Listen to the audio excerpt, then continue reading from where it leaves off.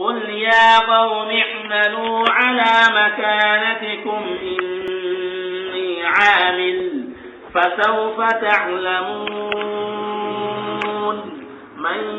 يأتيه عذاب يخزيه ويحل عليه عذاب مقيم إنا أنزلنا عليك الكتاب للناس بالحق فمن اهتدى فلنفسه ومن ضل فإنما يضل عليها وما أنت عليهم بوكيل الله يتوفى الأنفس حين موتها والتي لم تمت في منامها فيمسك التي قضى عليها الموت ويرسل الأخرى إلى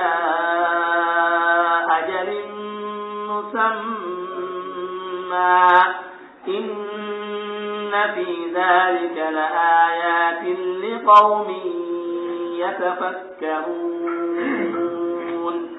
أم اتخذوا من دون الله شفعاء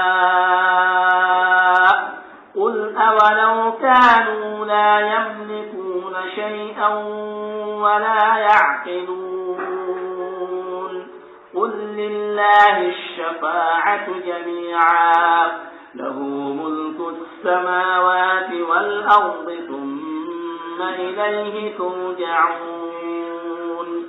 وإذا ذكر الله وحده اشمأزت قلوب الذين لا يؤمنون بالآخرة وإذا ذكر الذين من دونه إذا هم يستبشرون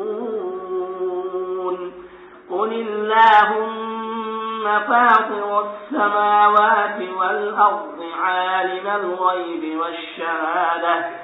أنت تحكم بين عبادك فيما كانوا فيه يختلفون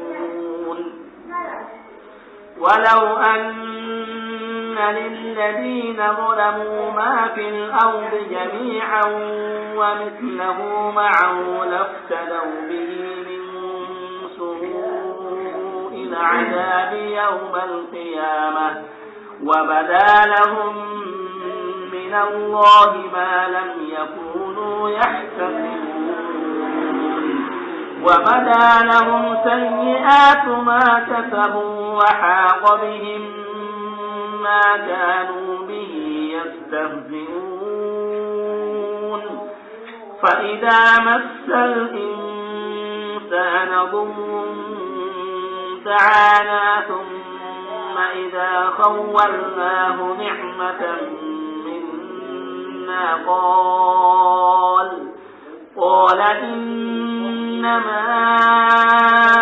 أوتيته على علم بل هي فتنة ولكن أكثرهم لا يعلمون قد قالها الذين من قبلهم فما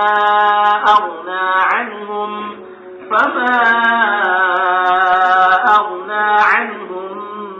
ما كانوا يكسبون فأصابهم سيئات ما كسبوا والذين ظلموا من هؤلاء سيصيبهم سيئات ما كسبوا وما هم بمعجزين أولم يعلموا أن الله يبسط الرزق لمن يشاء ويقدر إن في ذلك لآيات لقوم